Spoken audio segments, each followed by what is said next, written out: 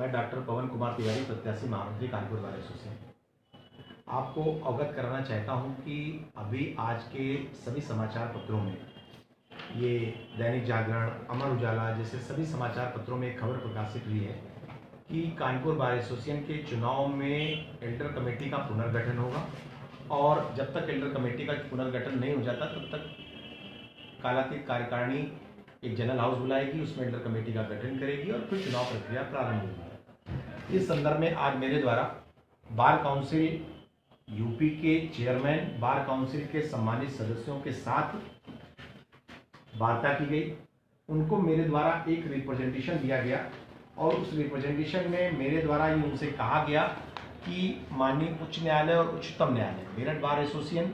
और Awadh bar association के चुनाव के संदर्भ में पूर्व में ही उच्च न्यायालय और उच्चतम न्यायालय ने यह आदेश कर रखा है कि किसी भी स्टेट बार काउंसिल को जिला बार एसोसिएशन के चुनाव में हस्तक्षेप करने का कोई अधिकार प्राप्त नहीं है। उसके बाद भी अगर कोई अनियमितता है तो उस अनियमितताओं के संदर्भ में चुनाव बाद उनको उस अनियमितता और अनुशासनहीनता दोनों पर अपनी बात सुनने का अधिकार है, लेकिन दौरान चुनाव प्रक्रिया वो किसी भी व्यक्ति को चुनाव में हस्तक्षेप करने से नहीं बाध्य कर सकते।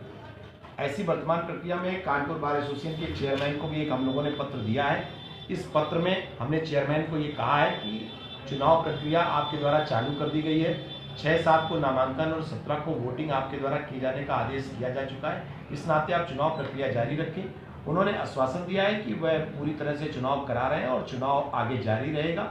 इसके अलावा मेरे द्वारा स्टेट बार काउंसिल के चेयरमैन और कानपुर के जो तीनों सदस्य हैं, अंकज मिश्रा, श्री अनुराग पांडे और श्री योगेश रूप, तीनों लोगों को रिप्रेजेंटेशन दिया गया है कि अगर इस तरह का कोई आदेश या कोई ऐसा उपक्रम हो रहा हो तो इसको आप तत्काल कानपुर के सम्मानित सदस्य होने के नाते इस उपक्रम को तत्काल रोकें। और बार काउंसिल ऑफ इंडिया में भी रिप्रेजेंटेशन हमारा आज हमारे अधिवक्ता श्री अभिषेक कृष्णा के द्वारा प्रस्तुत कर दिया गया है, जिसके माध्यम से अगर इस तरह का कोई आदेश लिखित में अभी तक सामने नहीं आया है, लेकिन जैसा कि आपको अभी पूरी बात समझ में आ ही गई होगी, मेरे द्वारा आज एक ये पत्र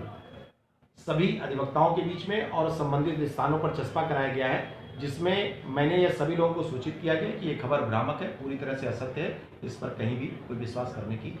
जरूरत नहीं है।